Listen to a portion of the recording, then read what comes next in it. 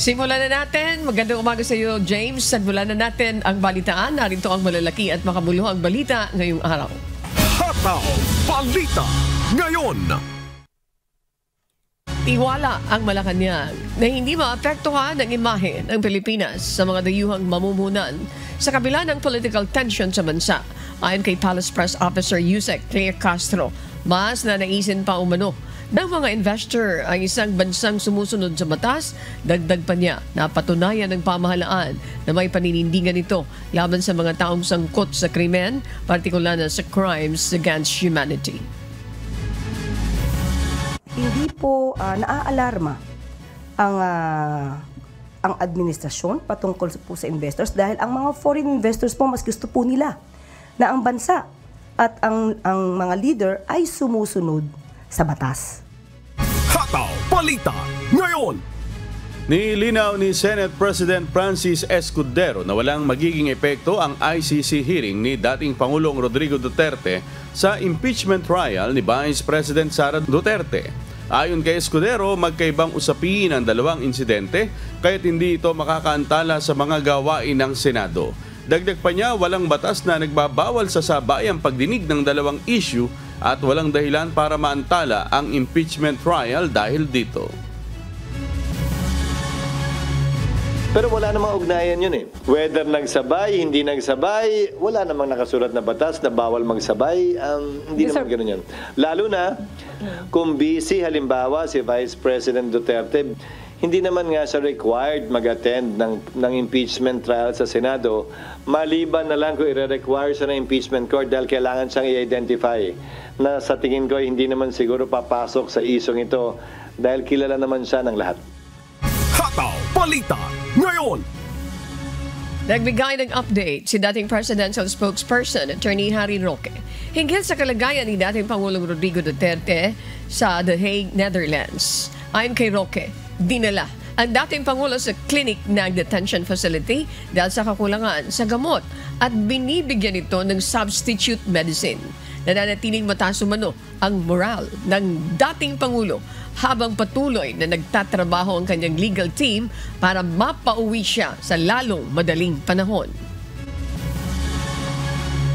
I also need to underscore this, no? Siya po ngayon ay nandun sa, kumbaga, parang clinic ng facility na yon, no? Dahil he is still being monitored, no? Ang problema nga kasi, nagkulang siya ng gamot talaga. Hataw Balita ngayon. Muling dinalaw ni dating Executive Secretary Salvador Meljaldea si dating Pangulong Rodrigo Duterte sa loob ng kanyang detention facility sa International Criminal Court. Ayon kay Meljaldea, nasa maayos na kalagayan si Duterte at nakabawi na rin ito ng kaunting tulog. Nagpasalamat rin naman si Duterte sa lahat ng sumusuporta sa kanya at sa kanilang pamilya. Okay naman siya. He's in very high spirits. Ano lang siya, naiisip niya mga sumusuporta sa kanya. Nagpapasalamat siya sa inyong lahat. Ituloy niyo lang ang dasal. Tingnan naman ang itsura niya. Medyo nakahabol na ng konting tulog. Hataw Balita ngayon. Hindi papayagan ng Senado na arestuhin si Senator Ronald Bato de la Rosa sa loob ng kanilang gusali.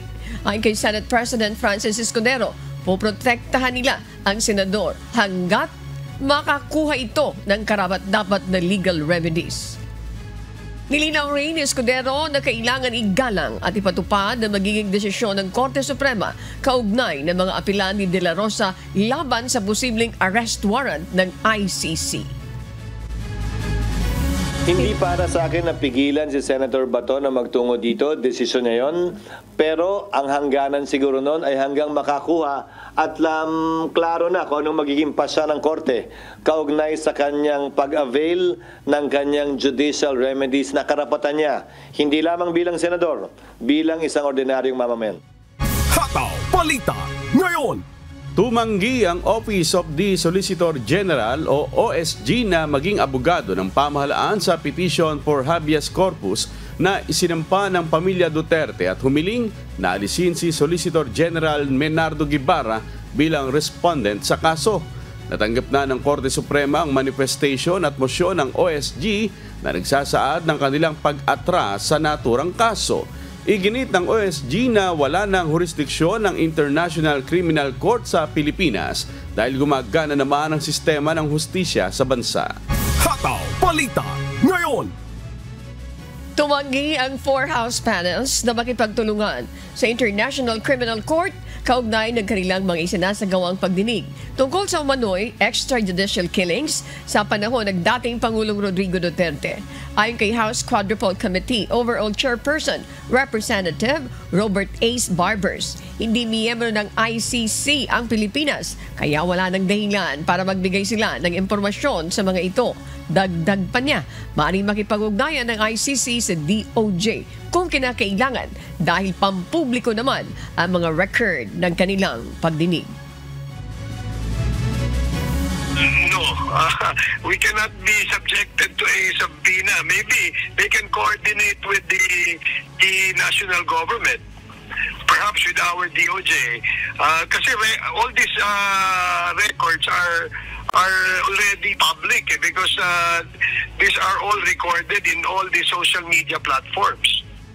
Hataw Balita ngayon. Duda si House Deputy Majority Leader Paulo Ortega na may paliliwanag ni Vice President Sara Duterte sa impeachment trial ang mga kahinahinalang recipients ng confidential funds.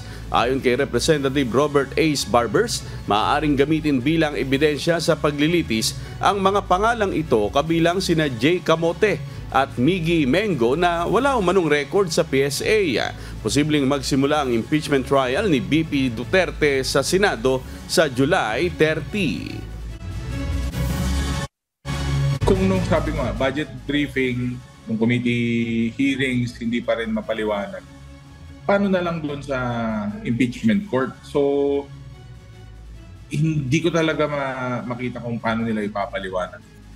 Hataw Balita ngayon. Itinakda na ang ikatlong civilian caravan isasagawa sa West Philippine Sea sa buwan ng Mayo.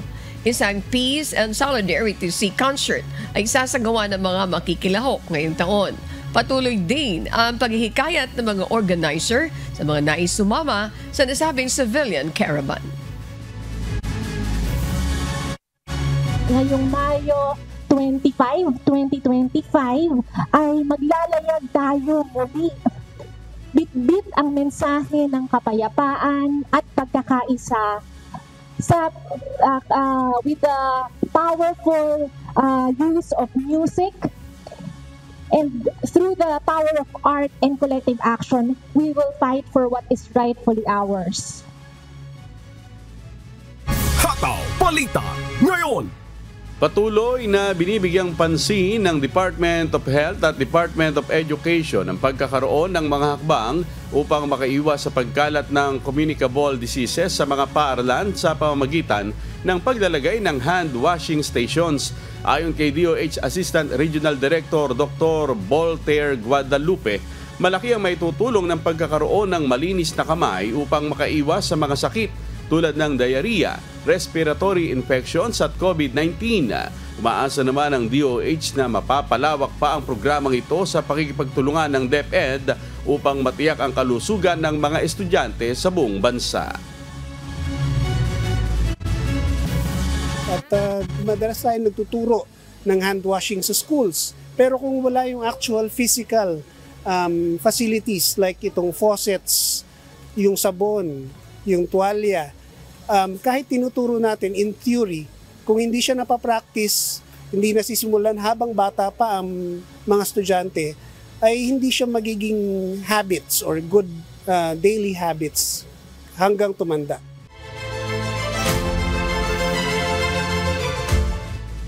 Umabot na sa 340,000 bags ng palay at naging rice procurements ng National Food Authority sa Bulacan. Paalala ng NFA sa local government units sa Bulacan, samantalahin at sumali sa pinatutupad na food security emergency ng Department of Agriculture upang makinabang sa naturang bigas ng pamahalaan. Si Nestor Torres, humahataw. Hataw Balita ngayon. Hinikayat ng National Food Authority na makiisa ang mga local government units sa Bulacan sa pinatutupad na Food Security Emergency Program ng pamahalaan para sa murang bigas.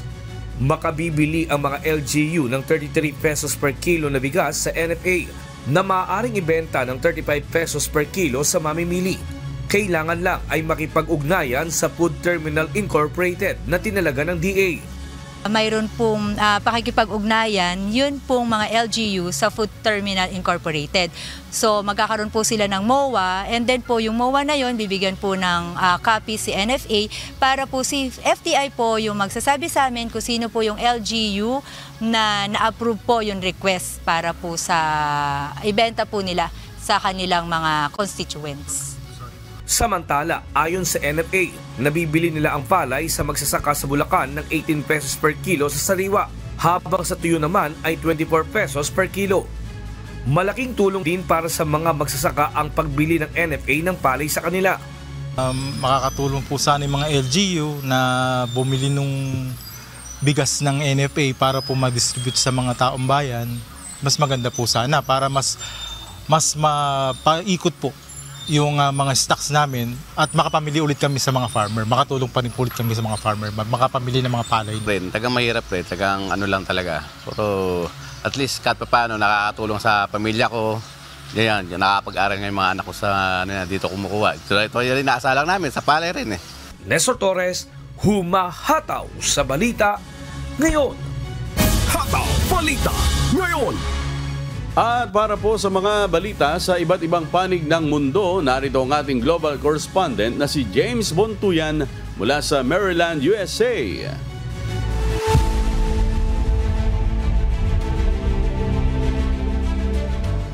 Good morning, Guya. Good morning, Sherwin at Annie sa ating mga kababayan sa buong mundo.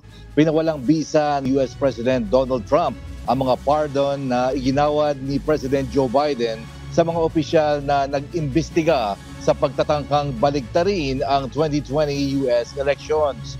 Iginiit ni Trump na hindi wasto ang mga dokumentong nilagdaan gamit umano ang isang auto pen device, bagamat wala itong ipinakitang ebidensya tungkol dito. Binigyan ng pardon ni Biden ang mga kritiko ni Trump, kabilang si Liz Cheney, upang protektahan sila mula sa banta ng paghihiganti ni Trump kung muling mahalal. Nilinaw naman ni Trump na nasa korte pa rin ang desisyon kung may bisa ang kanyang hakbang. Hataw Balita Ngayon. Simula ngayong tag-init, sisingilin na ng 4,000 yen o $27 ang mga aakyat sa 4 na pangunahing trail ng Mount Fuji. Ipinatupad ito ng mga lokal na otoridad upang mabawasan ang pagsisikip ng mga turista sa lugar. Noong nakaraang taon, nagpatupad na ng 2,000 yen entry fee sa Yoshida Trail kasabay ng limitasyon sa mga bilang ng mga aakyat at online reservations. Sa kabila ng pagbaba ng bilang ng mga climbers noong 2024, naniniwala ang mga opisyal na mahalaga pa rin ang mga paghihigpit upang mapanatili ang kaligtasan ng mga bisita. Hataw Balita Ngayon. Matapos ang mahigit 9 na buwang pagkaka-stranded sa International Space Station o ISS, babalik na sa Earth sina US astronauts Butch Wilmore at Suni Williams. Ayon sa NASA, ang dalawa ay hindi nakabalik noon dahil sa aberya sa Boeing Starliner spacecraft na kanilang sinubukan sa unang crewed voyage nito. Kasama nilang babalik sakay ng SpaceX Crew Dragon sina NASA astronaut Nick Hague at Roscosmos cosmonaut Alexander Gorbunov. Ang kanilang pagbabalik ay nakatakdang maganap bandang 5:57 p.m. Florida time, araw ng Martes dito sa US.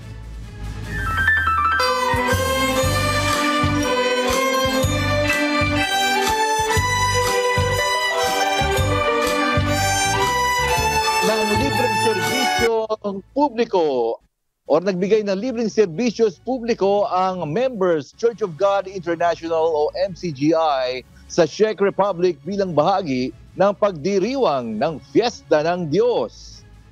Bukod sa public services, naghandog din ang MCGI ng mga awit at sayaw para sa mga bisita. Ito ang humahataw na balita ni Gerard Moral. Hataw Balita ngayon.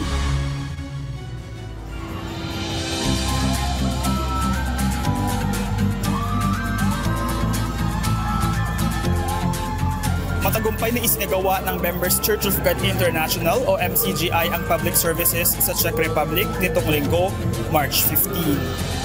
Dumalo sa nasabing pagtitipon ang mga kinatawan mula sa iba't ibang chapters mula sa Austria, Finland, France, Germany, Ireland, Isle of Man, Italy, London, Newcastle, Poland, United Kingdom at ang host country, Czech Republic. I'm from Malta. Greetings to the brethren of all the world. It's wonderful over here.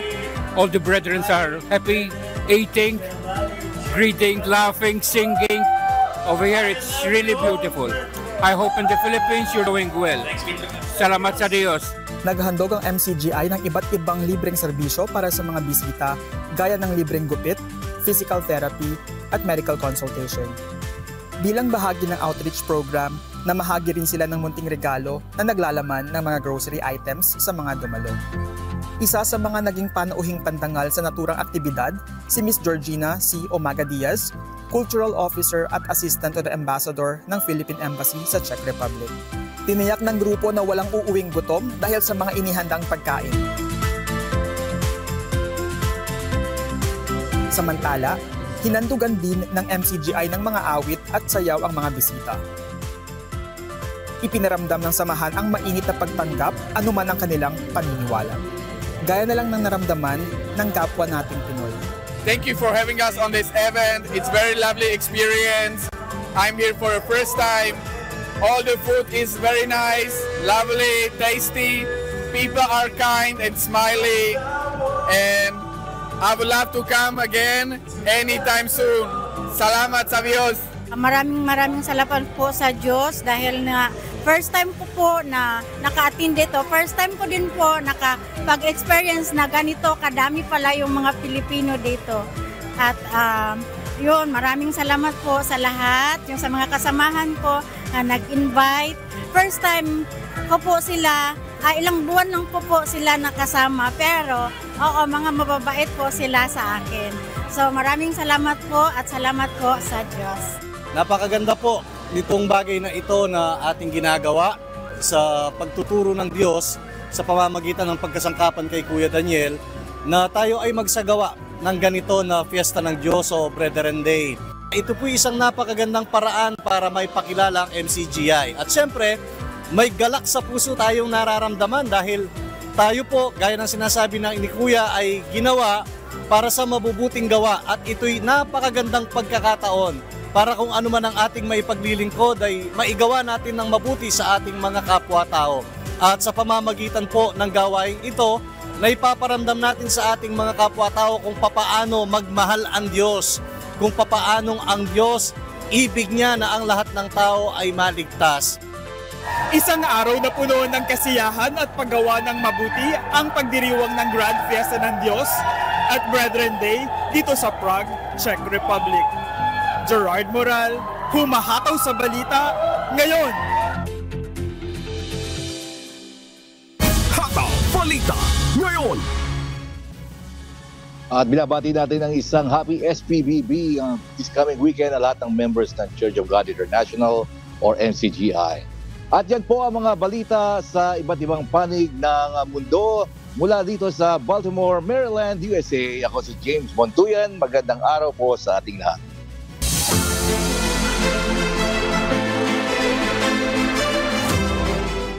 Tagumpay na nailigtas ng Philippine Navy ang mahigit 20 sakay ng lumubog na ML Bangsata malapit sa Taganak Island, Tawi-Tawi, Kamakalawa. Si Alan Manansala, humahataw. Hataw Balita ngayon. Nasa pangangalaga na ng Taganak Municipal Disaster Risk Reduction and Management Office o MDRRMO ang 26 na nailigtas mula sa papalubog na sasakyang pangdagat para sa karagdagang medikal na atensyon at pangangalaga.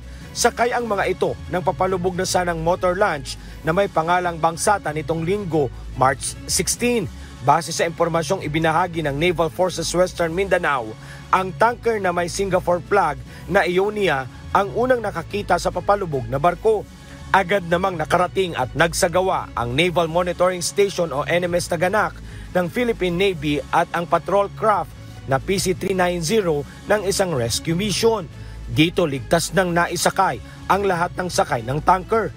Bukod sa 26 na nailigtas ng Ionia, may 6 pang pasahero ang nailigtas ng isang Malaysian ship.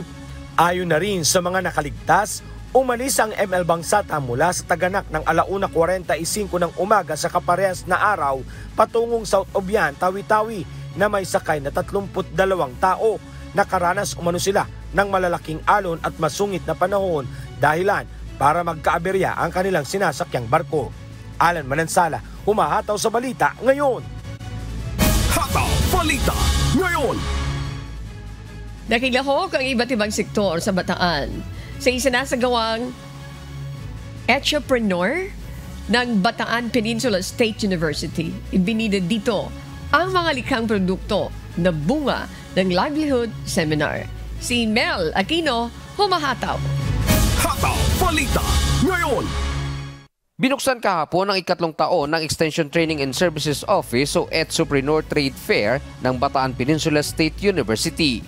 Naglalayon itong tulungan ng ating mga kababayan na magkaroon ng kaalaman na magagamit nila sa pang-araw-araw na pangangailangan at mapagkakakitaan.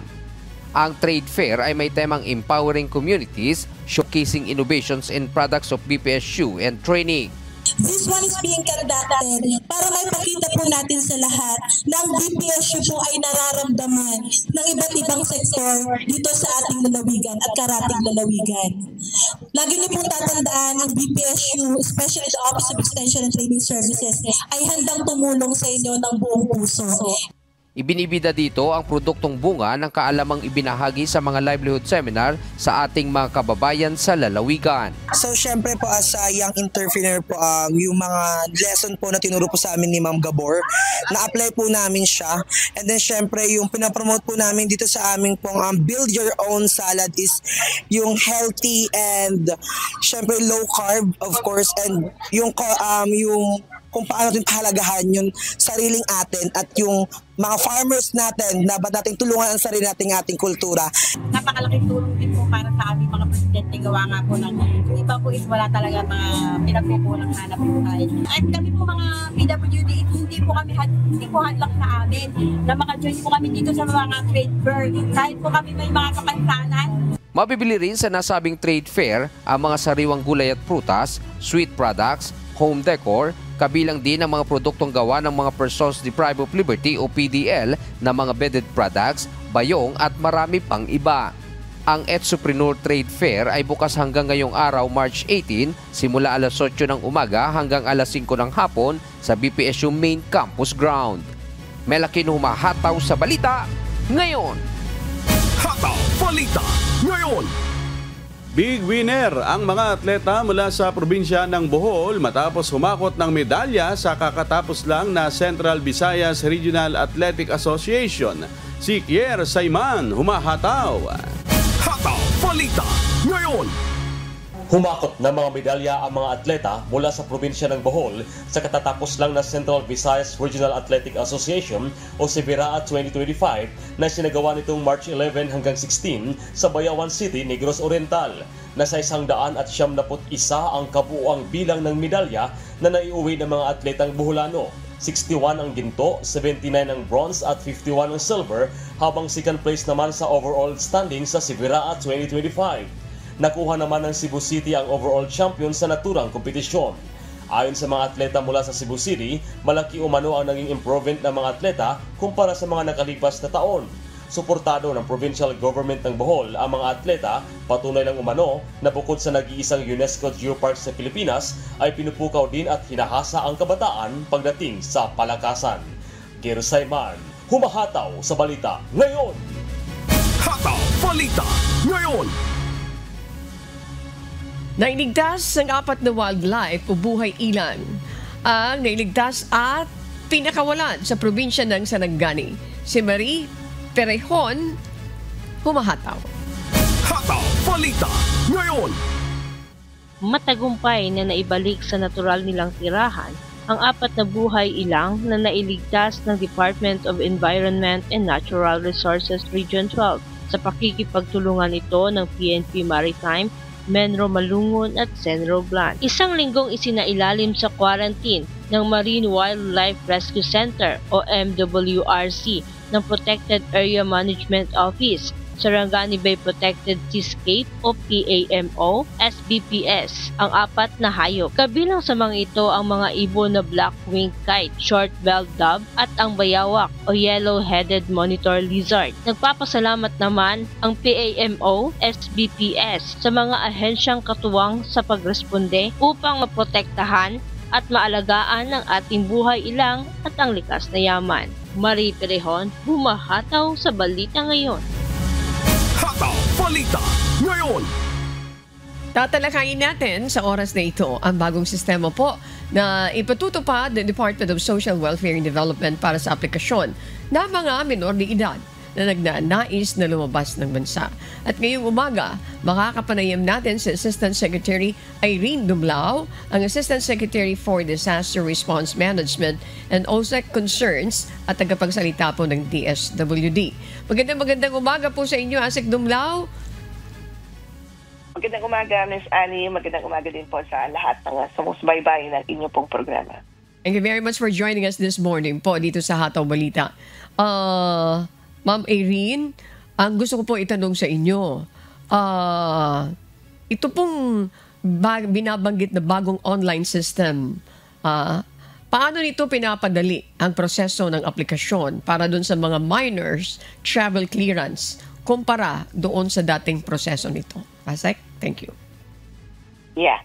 Una-una, Ms. Annie, itong minors traveling abroad clearance na ini-issue ng DSWD ay para sa mga bata na magta-travel abroad na hindi po kasama yung kanyang mga magulang or mga guardians upang either mamasyal, mag-compete sa paaralan or meron pong mga ibang activities na kinakailangan po nilang daluhan. Dati, Ms. Ali, itong MTA ay pinaprocess po natin manually. Pumipila po yung mga applicants sa ating pong mga field offices. And usually, inaabot po ng 1 linggo bago po ma-release yung kanilang MTA. But because of this system, at the convenience of their homes, ay maaari na po nilang itong i-process and maaari din nilang makuha yung pong MTA in a period of 1 to 3 days. In addition to that, may interview din po ng social worker ng TSWD yung pong bata na magta-travel. Dati-dati kasi, Miss Annie, hindi po natin na-interview yung bata dahil nga either nasa paaralan yung pong bata or hindi siya available for the interview. But because they'll be doing this now at the comfort of their homes nga, ay maaari na po natin ma-interview kahit gabi po yung isagawa na interview ay makikita nga po natin yung bata. In addition to that, this would be a mechanism also dahil may interview natin yung bata, makakatiyak tayo na siya nga yung nandun sa travel document and kapag pumunta na sa Bureau of Immigration na po sila doon sa airport ay ma-validate din po natin kung yung pong individual na nagpe-present ng MTA was indeed the person na na-interview during the process. And because of this system as well, mamonitor din natin, Miss Annie, kung nakabalik yung bata mula doon sa kanyang travel abroad. Okay. Asek, curious lang po ako para mabigyan natin ng information yung ating mga kababayan.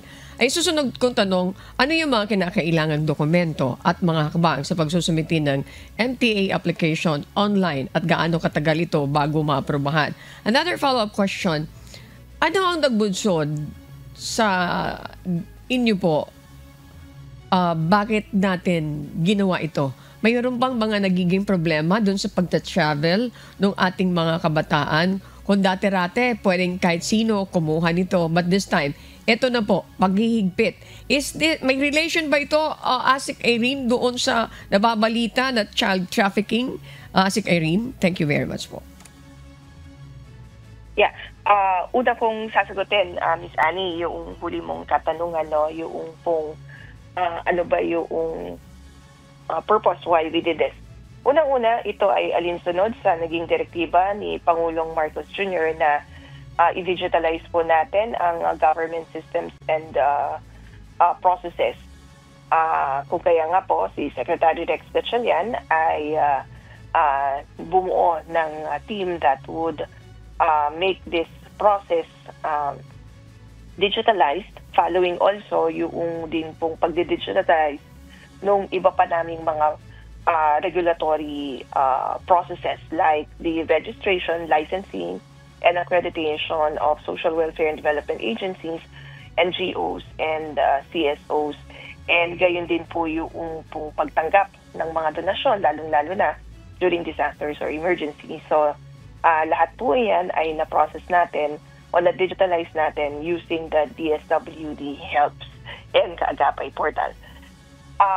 Yes, ito pong pag-digitalize natin ng MTA will also help address cases of prevent cases of child trafficking. Dahil sabi ko nga kanina, Miss Annie, may interview na ng mga social workers natin yung pong mga bata, and talagang makakatiyak tayo na bumalik yung bata mula sa kanyang travel abroad because of this system. Dati-dati po kasi kapag magta-travel yung bata abroad, pwede tayong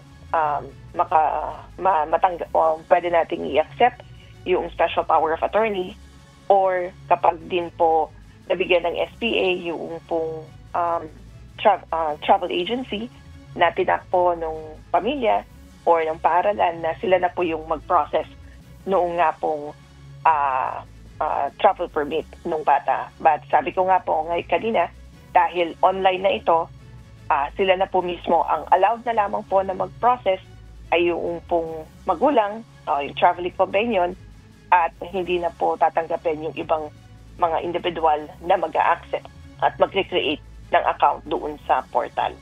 Now, for the travel documents, syempre mahalaga dyan yung birth certificate ng bata na maipresenta, yung kanyang travel document o yung kanyang passport, yung parental or guardian consent form. Halimbawa nga po, magko-compete sa ibang parts of the world, no, yung pong bata as one of the activities in school, then kinakailangan na meron ding parental consent yung pong magulang.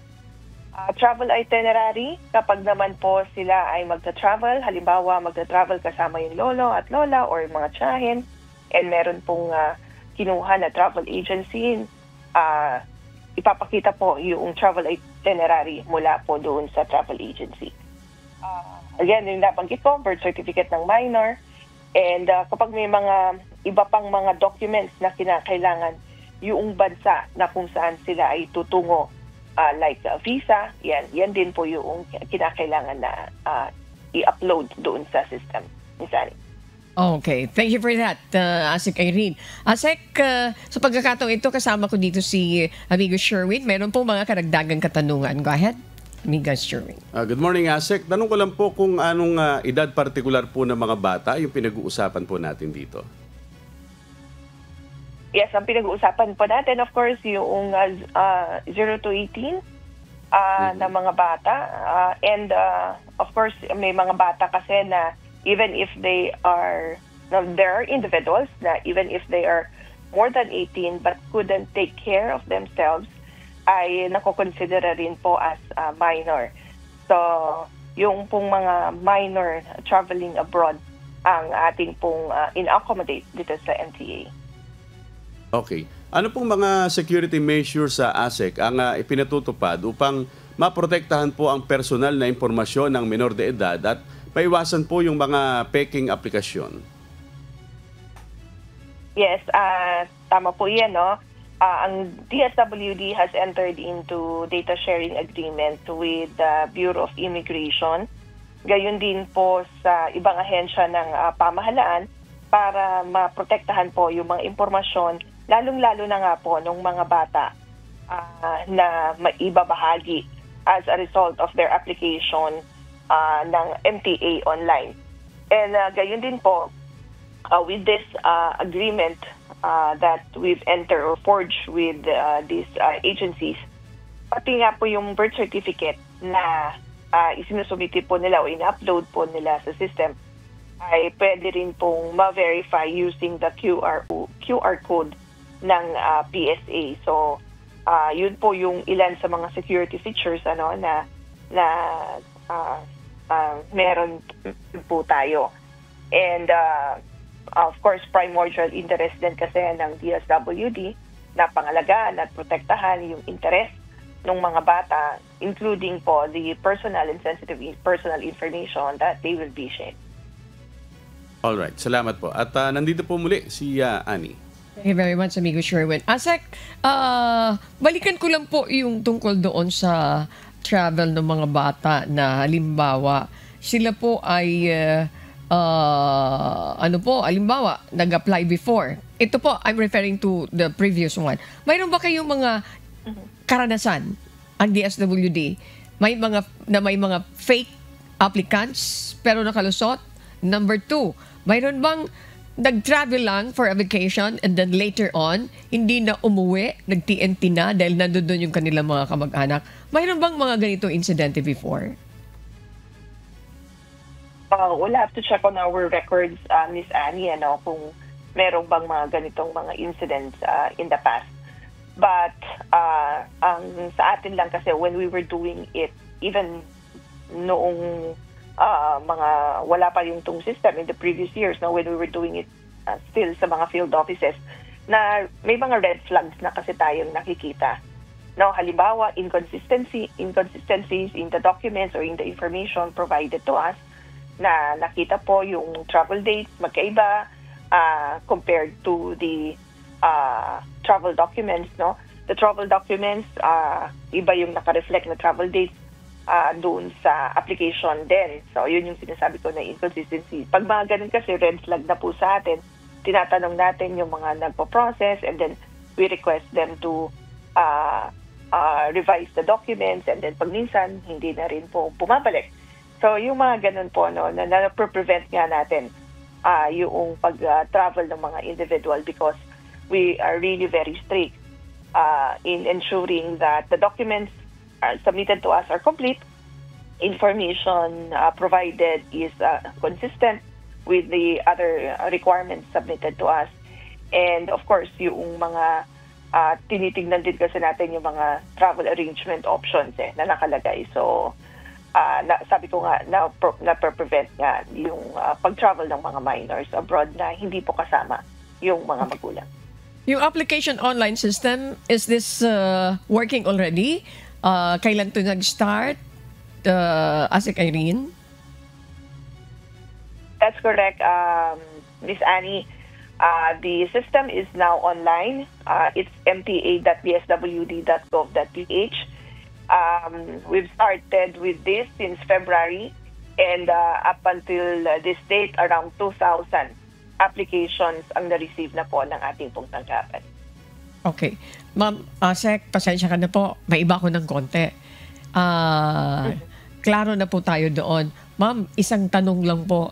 Ngayong campaign period, para sa kabatiran ng ating mga kababayan, mayroon bang hindi pwedeng service na hindi ibibigay ng DSWD because it's campaign period? Again, can you clarify that? Anong mga hinihinging tulong ng ating mga kababayan sa DSWD, financial or ano man po, na hindi ibinibigay sa taong bayan dahil campaign period? Ma'am, would you like to clarify that once and for all para yung ating mga kababayan na nais pumunta po, humingi ng tulong sa DSWD ay maklaro po ang usapin yan. Thank you so much po.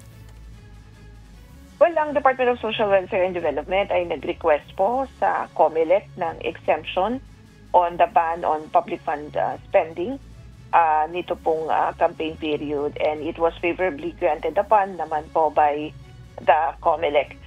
Provided, however, that in the off-site payments or off-site payout activities na ginagawa ng DSWD, wala pong mga campaign materials, wala pong mga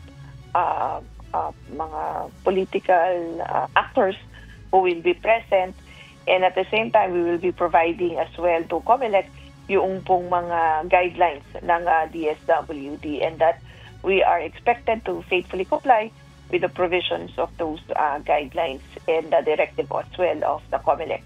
Kung kaya nga po yung pong pag-provide ng assistance, medical, or yung pong pangpagamot, burial, and other types of assistance like under the assistance to individuals in crisis situation ay magko-continue po. Gayon din yung provision ng mga food packs and other assistance in cases of disasters or emergencies will also continue.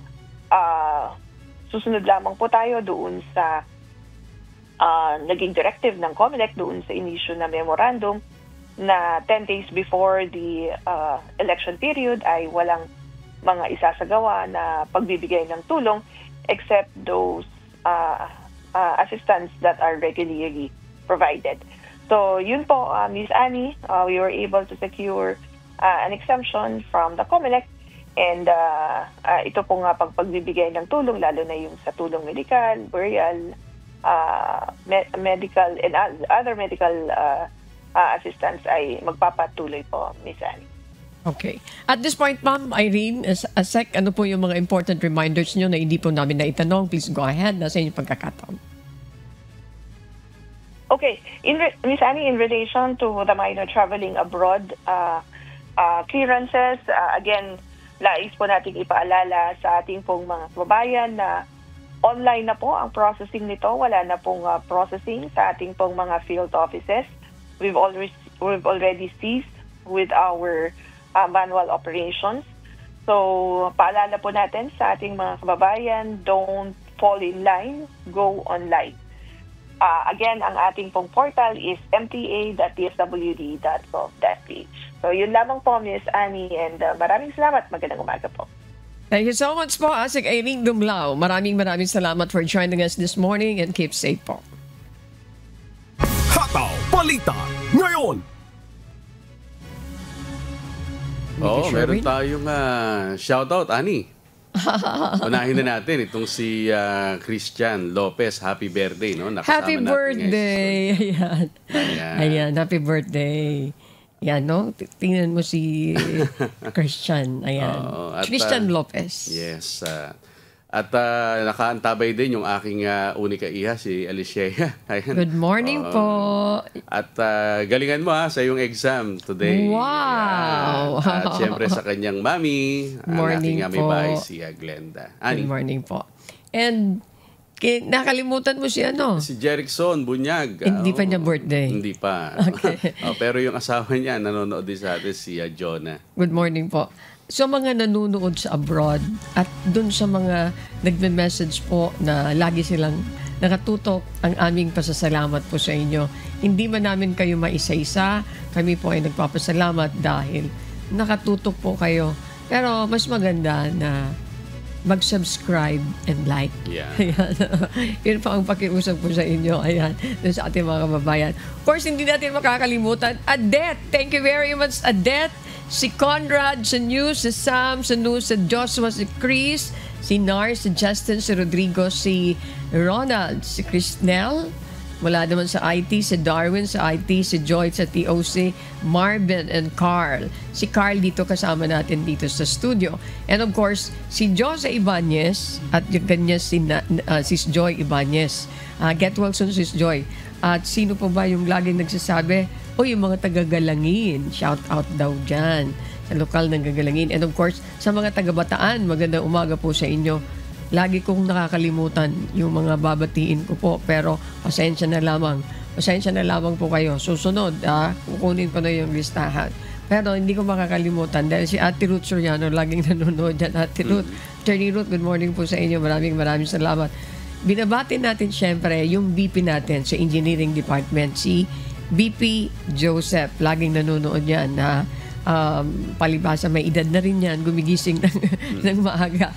Good morning po, VP Bong, VP Noli, and of course si GMJ Eusebio. Mayroon pa ako nakalimutan, VP Jerry, good morning po sa inyo. Ayan.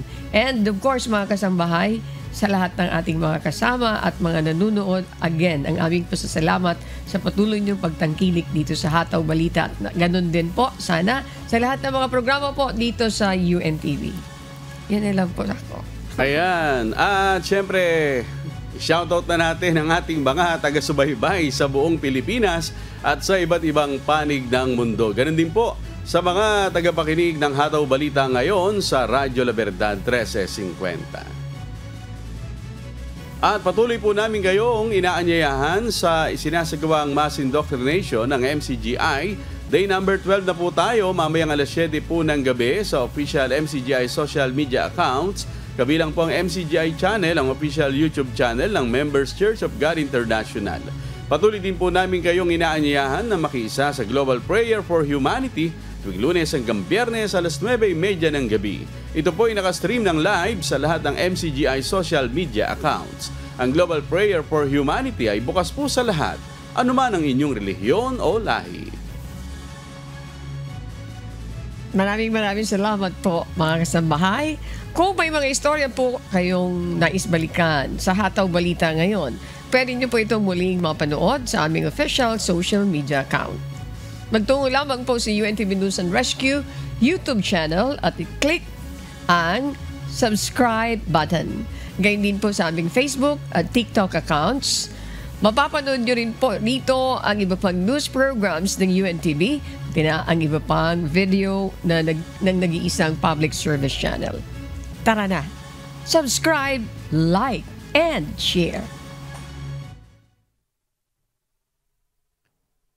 At sa aming ibabahaging mga salita ng Diyos na ating sandigan mula sa Kawikaan, Kapitulo 29, talatang 11. Inihihinga ng mangmang ang buong galit niya, ngunit ang pantas ay nagpipigil at tumitiwasay.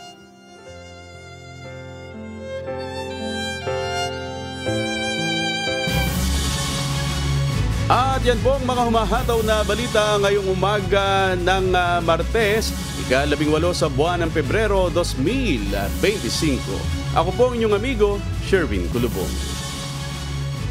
Sa ngalan po ng lahat ng bumubuo ng UNTV News and Rescue, UNTV Radyo La Verdad 1350 at ng ating mga correspondent mula sa Pilipinas at sa iba't ibang panig ng mundo. Ako naman po si Annie Renton. At dito sa UNTV at UNTV Radyo La Verdad 1350, Diyos ang aming sandigan, serbisyo publiko ang aming pinahahalagahan. Susunod na po ang Good Morning Kuya. Salamat po sa Diyos at magandang umaga.